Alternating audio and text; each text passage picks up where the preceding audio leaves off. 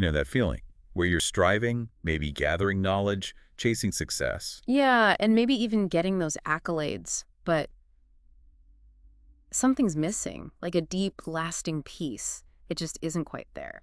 Exactly. And it makes you wonder, what if the real path, the path to contentment, isn't about getting more stuff, more knowledge, but actually maybe letting go of what we think we know? That's such a key question, and that's exactly what we're diving into today. We're looking at this really extraordinary journey from Way of the Peaceful Warrior. Right. It's less a story and more like a guide. It feels that way, yeah, almost like a blueprint for how to live. And it really pushes back against our usual ideas about, wisdom, happiness, even our own minds. Okay, so let's paint the picture. We have Dan. He's a successful gymnast at Berkeley. Seems like he has it all going on, right? Talent, looks, the whole package. From the outside, absolutely. But inside, he feels hollow, kind of lost. And then, boom, middle of the night, 3:20 a.m., a gas station, he meets this mysterious old guy. Who calls himself Socrates. Not the original, obviously, but yeah. Yeah. This becomes the turning point. This gas station Socrates.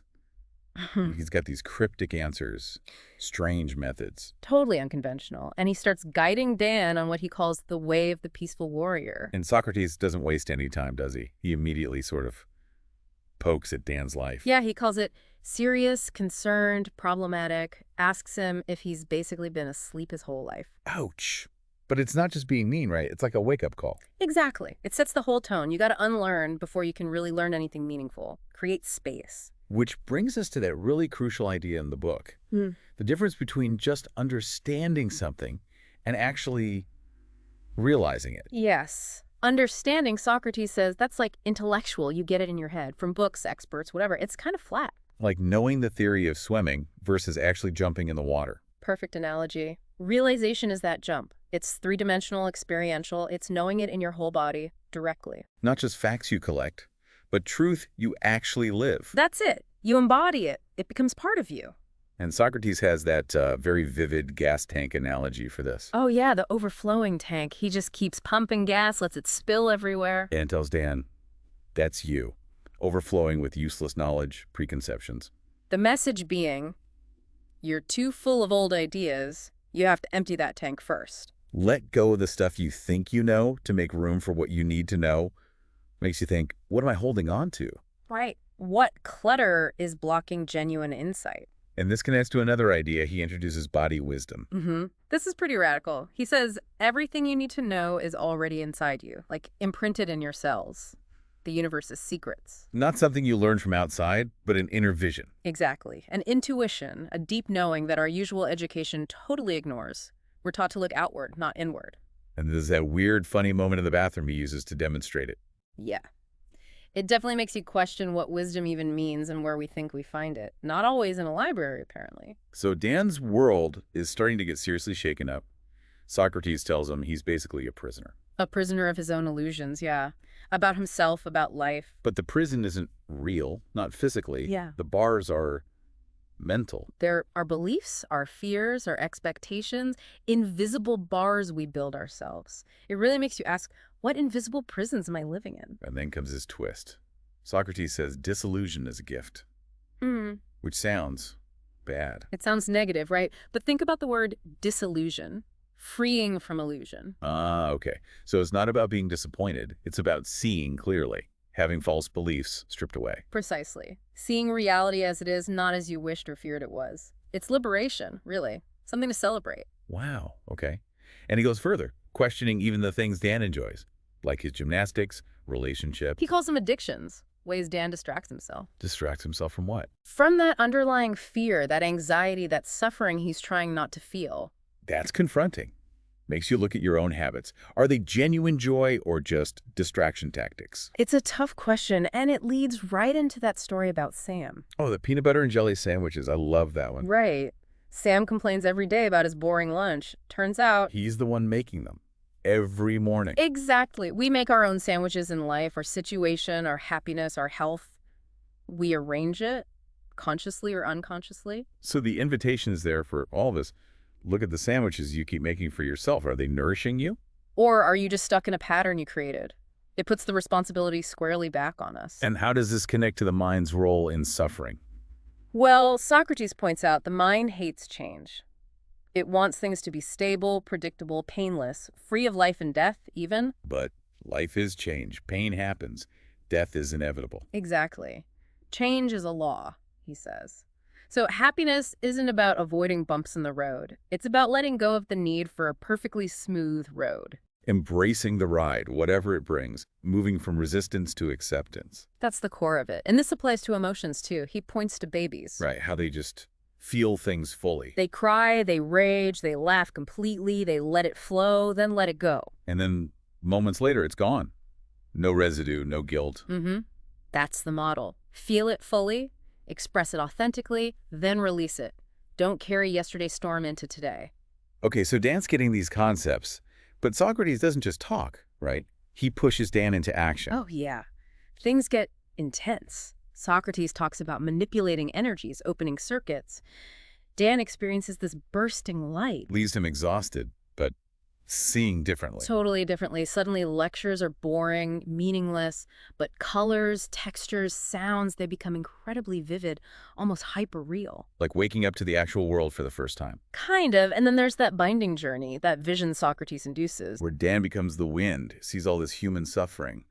What was that about? Socrates tells him, that was your likely future, the path you were on before you met me. Wow.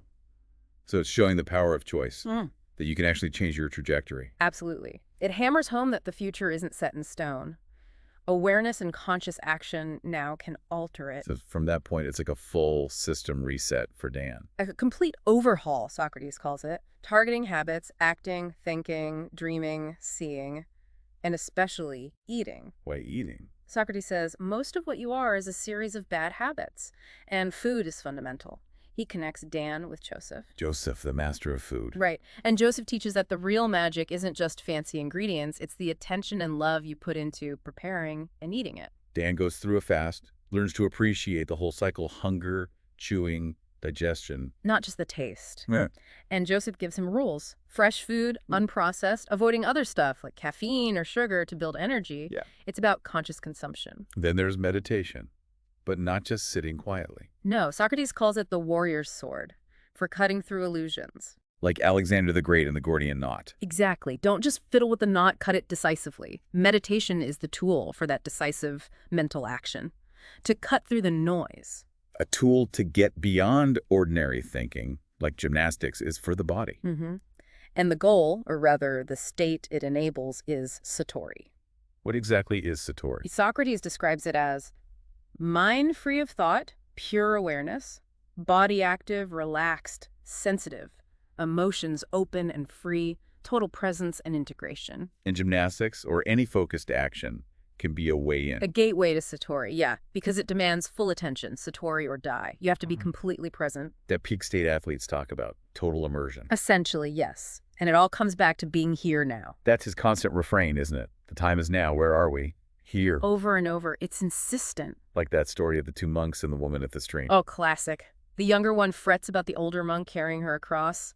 Hours later, he's still stewing. And the older monk just says, I left her back there.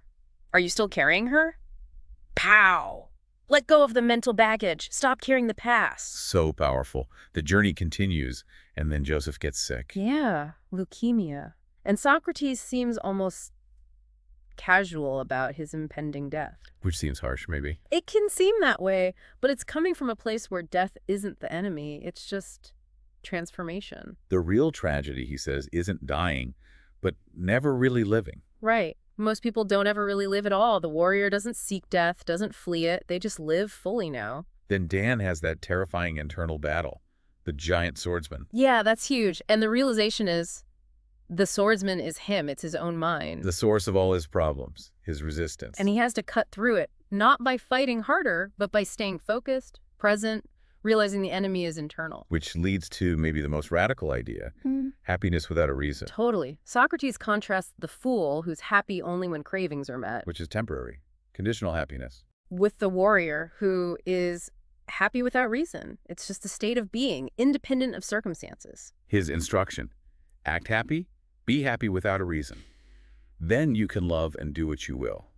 Choose happiness first. It sounds crazy, but yeah. Don't wait for conditions to be right. Choose the state and then act from that state. You are happiness. That's profound.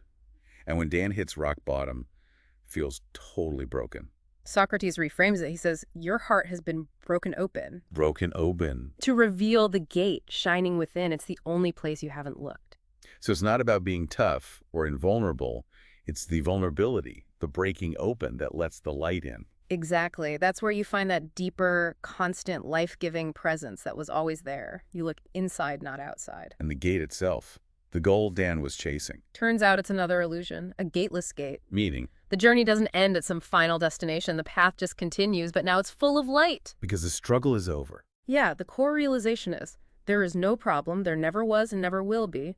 Release your struggle, let go of your mind, relax into the world.